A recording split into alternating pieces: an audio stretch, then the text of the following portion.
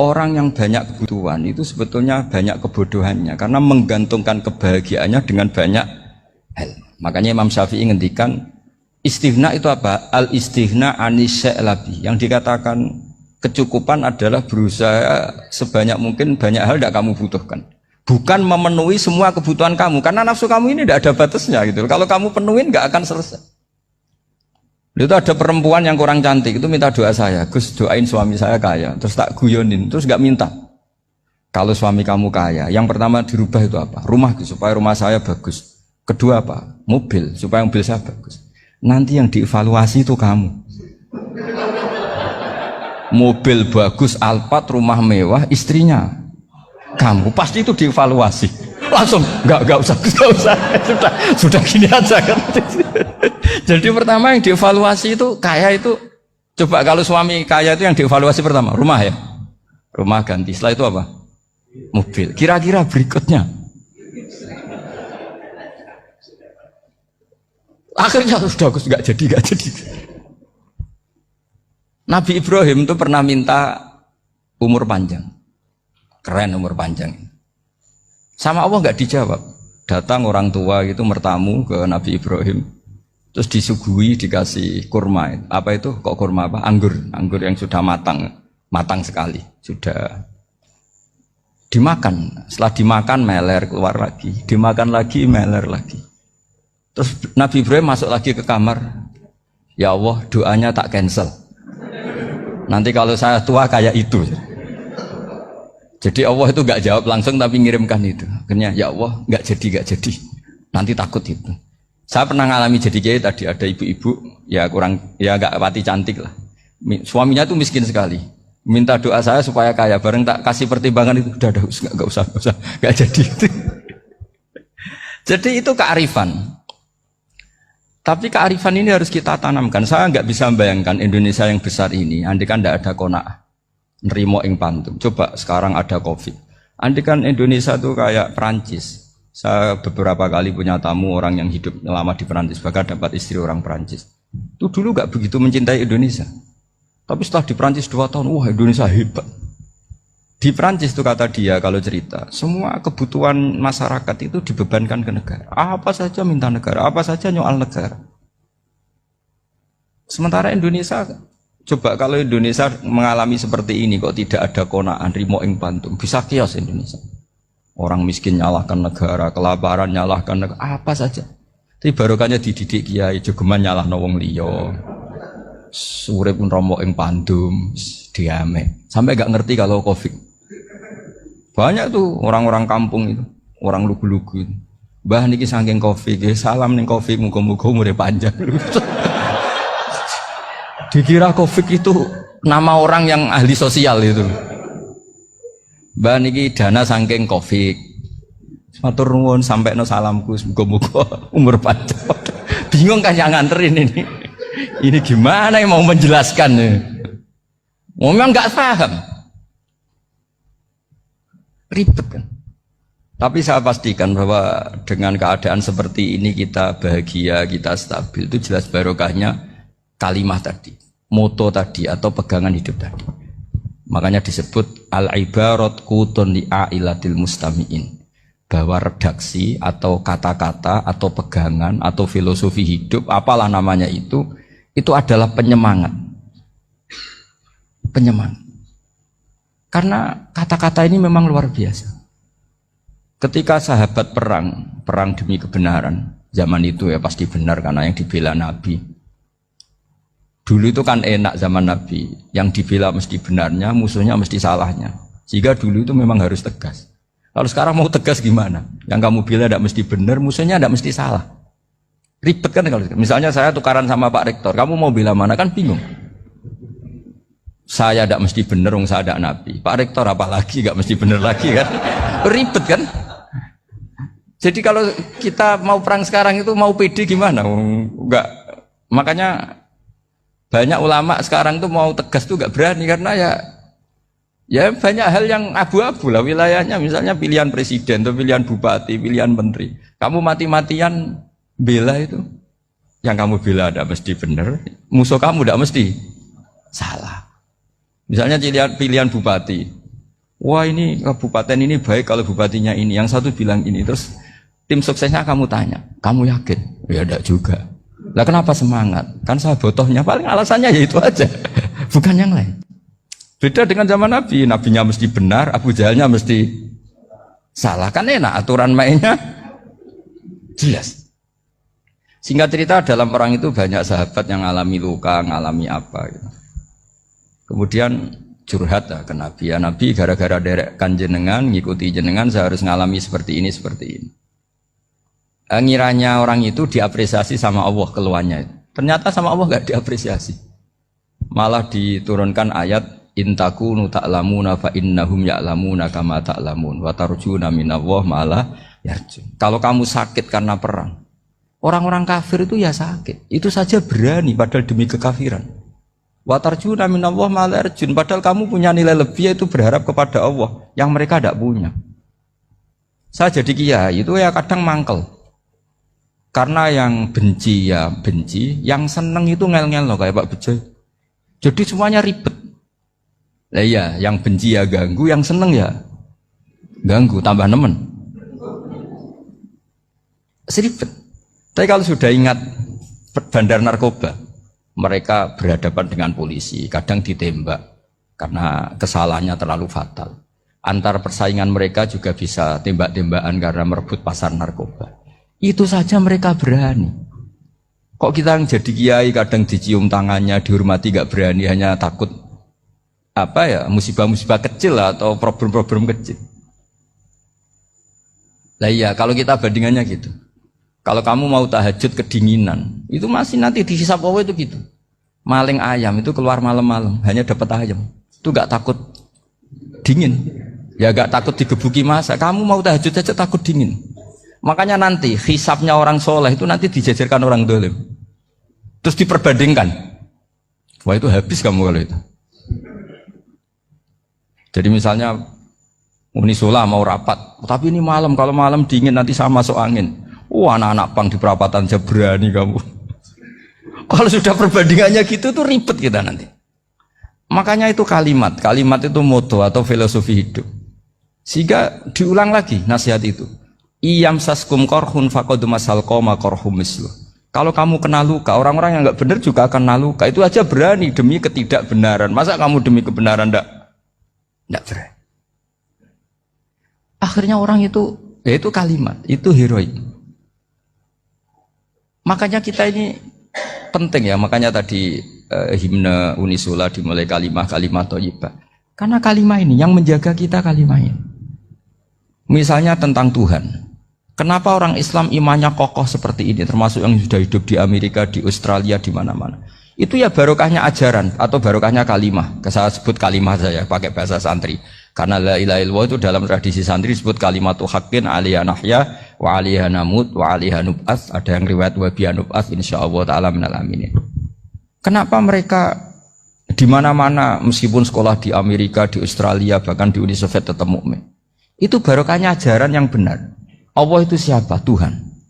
Tuhan itu sifat dasarnya apa? Awal. Dia harus wujud awal sebelum makhluk yang lain.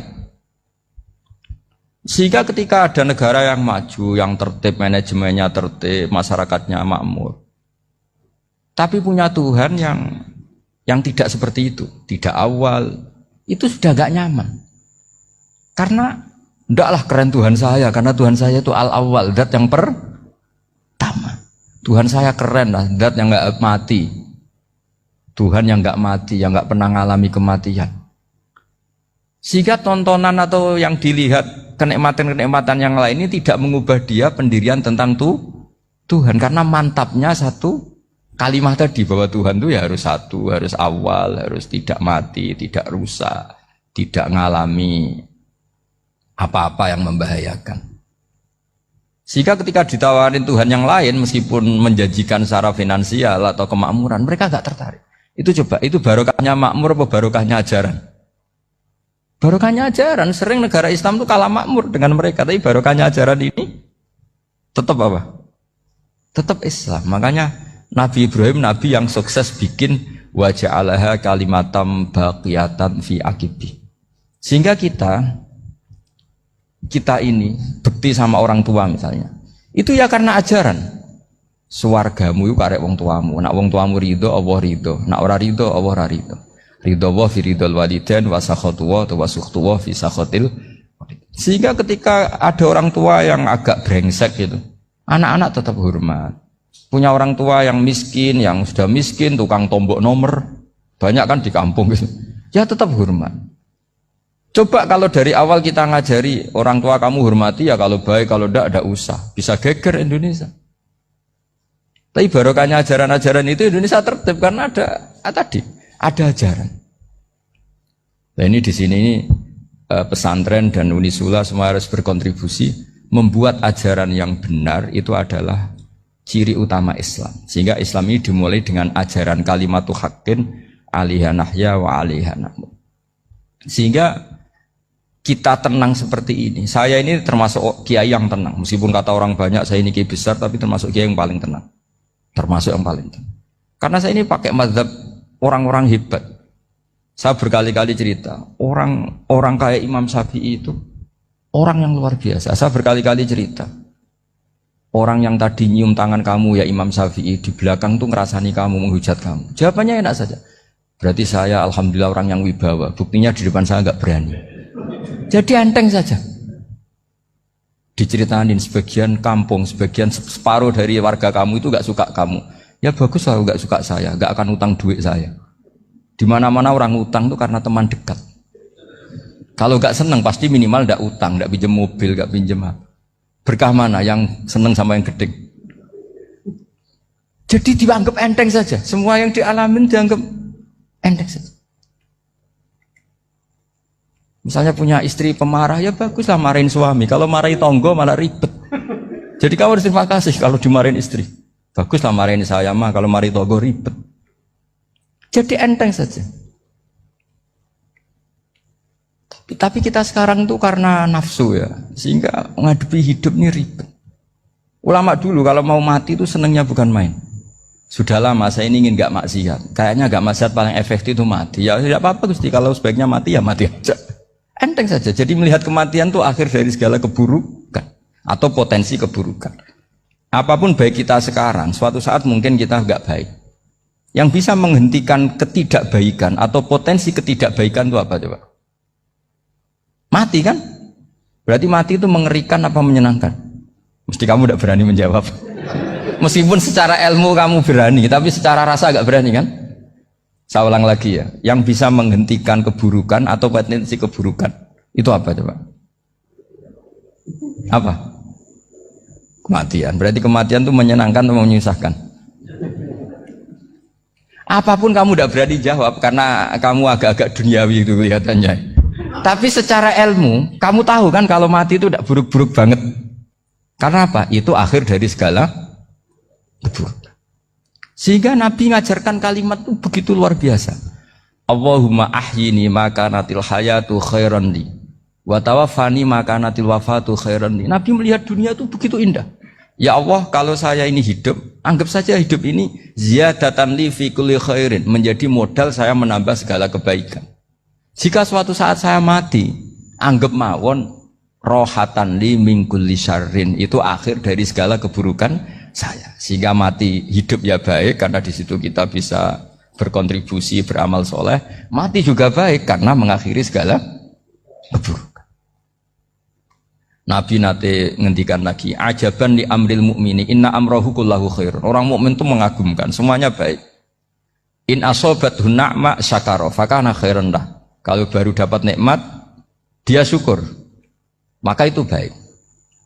Wa in asobatu dharra sabara, kalau dapat masalah mereka sabar, itu juga baik. Sehingga orang mukmin dua sisinya pasti baik. Itu juga kalimat, maksudnya moto atau pegangan hidup. Nah berikut ini saya beri contoh, ini kenangan saya, ini contoh terakhir. Masalah jadi orang terkenal maupun tidak. Di sini dicontohkan Imam Ghazali di halaman 367 di kitab saya 367. Juznya 3 di kitab Ihya Ulumuddin. Di sini beliau cerita betapa untuk menjaga ikhlas sebaiknya orang itu tidak terkenal, tidak syuhrah, tidak terkenal. Oke, itu kita sepakat ya, karena kalau terkenal mungkin orang dipaksa publik dengan tanda kutip untuk selalu berbuat baik, tapi karena jaim lah, jaga image atau apa. Tapi ketika dibalik pertanyaannya, kamu rela yang terkenal itu orang nggak benar, sementara yang orang benar itu nggak terkenal. Lalu masyarakat taunya yang tidak benar. Kalau pertanyaannya dibalik gitu, orang baik wajib terkenal enggak? Kalau pertanyaannya dibalik seperti itu. Dokter yang benar tidak terkenal, yang malpraktek terkenal. Kamu ingin kondisi seperti itu? Gak ingin kan? Kampus yang bagus gak terkenal, kampus yang bagus gak terkenal, yang gak bagus. Nah, artinya apa? Gara-gara olah kata, olah pikiran, ini logika jadi rubah. Lagi-lagi apa? Jawaban itu ada di kata-kata sebetulnya. Makanya bab-bab seperti ini tidak usahlah kita berdebat, berpolemik. Sebaiknya orang itu humul, menutup diri, apa sebaiknya orang terkenal, itu nggak perlu seperti itu. Sudah terserah Tuhan saja. Makanya saya mulai dulu ngaji sampai sekarang itu ya tidak punya punya ikon tertentu atau punya website tertentu, enggak. Sudah terserah pangeran. Sudah. Saya juga tidak sok suci materialistik atau enggak, ya tidak mikir saya. Bukan apa-apa ya, karena saya ini kiai, jadi biasa urusannya sama Allah, tidak sama makhluk. Jadi pusing kalau sama sarah-sarahnya makhluk itu pusing. Meskipun rektor kalau nasihati saya pasti tidak saya terima, itu tetap makhluk, itu sudah ada ngefek kalau saya itu sudah ada itu. Bukan karena saya sombong, ya memang makhluk betul gitu, bukan. Cuma nasibnya bejo aja, tapi makhluk tetap makhluk. Saya beri contoh ya. Ini makalah yang ditulis Imam Ghazali. Ya. I'lam aslahaka Allah anna aslal jah wa intisarus sayyid atau sayyidi wal istihar wa huwa mazmum itu. Balil mahmudu al-khumulu illa man syaharahu wa ta'ala linasri dini min ghairi takallufi talabi syuhrati minhu. Jadi kalau kamu ingin ibadah kamu selamat, ya kamu jangan terkenal. Tapi resikonya adalah kalau kebaikan itu tidak terkenal, maka gak dikenali. Kalau gak dikenali berarti masyarakat hanya punya percontohan yang tidak baik, karena yang baik tidak terkenal. Jadi itulah ulama-ulama dulu. Jadi apa-apa itu dibanding-bandingkan. Kemudian nanti kelihatan, jawabannya itu kelihatan. Jadi ulama dulu itu biasa ngarang misalnya afatun nikah, sisi negatifnya nikah. Harus ngurmat istri, harus macam-macam, kalau terlantar itu ya dosa. Seperti tadi Pak Marsudi cerita, kalau orang ngapalkan Quran itu takut lupa, kalau lupa itu jadi dosa. Pertanyaannya, kalau semua orang takut lupa, takut dosa, semua orang nggak hafal Quran karena potongan-potongan lupa. Cara berpikir tidak seperti itu. Kalau berpikir ya namanya hafalan, ya inginnya hafal, kan nggak ingin lupa. Lah nanti kalau takdirnya lupa karena hal-hal yang dimaklumi oleh syariat itu enggak yang termasuk dosa. Yang dosa itu lupa takliwiri udhrin syar'iyyan, lupa yang tidak ada sebab yang apa? Syar'i. Tapi lupa bawaan EQ-nya tidak bagus. Lupa bawaan sering dibentak. Oh itu enggak masalah karena bawaannya orang tertekan itu ya lupa. Coba kamu hafal Quran, terus punya kredit jatuh tempo, pas hari itu aku yakin enggak cerdas sudah. Itu bawaannya orang tertekan itu pasti lupa. Jadi ya saya teruskan ya. Jadi terus ada makalah yang sangat bagus sekali tentang itu. Saya baca ya. Wa yadullu ala dzalika anna Allah azza wa jalla amaral anbiya'a bi idharil amali lil iktida wa khassahum bi mansibin nubuwah. Wala yajuzu ayyudhanna bihim annahum khurrimu afdolal amalen. Jadi orang yang terlalu mendewa-dewakan humul itu menutup diri. Oke, itu baik, karena dengan humul, dengan menutup diri Anda tidak riya, Anda tidak pamer. Tapi kata Imam Ghazali, kamu juga harus ingat, di antara syaratnya Nabi itu harus mengumumkan kalau beliau itu seorang Nabi. Harus memaklumatkan kalau beliau seorang Nabi, supaya bisa diikuti. Caranya sholat harus diumumkan, sehingga Nabi itu mengatakan harus jamaah. Karena dengan cara jamaah itu bisa shollu kama ra'aitumuni usolli. Coba kalau Nabi sholatnya nggak diperlihatkan, kamu harus sholat yang benar. Caranya gimana ya Rasulullah? Itu rahasia. Bingung nggak kira-kira? Bingung nggak? Ya misalnya amal rahasia selalu lebih baik. Terus ada pertanyaan, Nabi ngendikan kamu sholat yang benar. Caranya gimana Nabi? Ya itu rahasia. Terus gimana coba? Tapi Nabi ngendikan apa? Shollu kama ra'aitumuni usolli. Ya sudah kamu sholat, niru saya sholat. Berarti Nabi sholatnya diperlihatkan apa disembunyikan?